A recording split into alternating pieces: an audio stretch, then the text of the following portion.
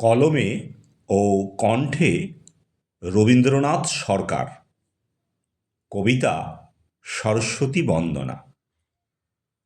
মাঘ মাসের শুক্লপক্ষের পঞ্চমী তিথিতে তোমার জন্ম, এটা অনেকের বিশ্বাস। বিদ্যা প্রদানকারিণী অধিষ্ঠাত্রী দেবী তুমি, মা সরস্বতী। তোমার এক হাতে বীণা, এক হাতে বই, এক হাতে জপমালা আর অন্য হাতে জলপাত্র। যুগ যুগ ধরে মর্তলোকে আসো মাতা তুমি, হংস বাহনে বসো শ্বেত কমলে।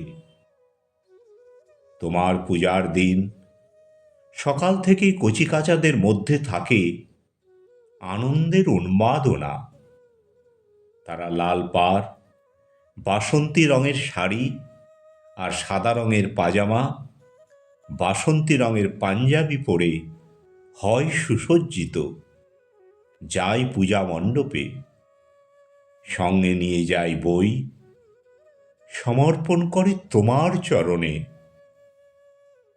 তোমার পূজায় জুই চাপা পলাশ নাগেশ্বর আর সাদা কুন্দ ফুলের হয় আয়োজন।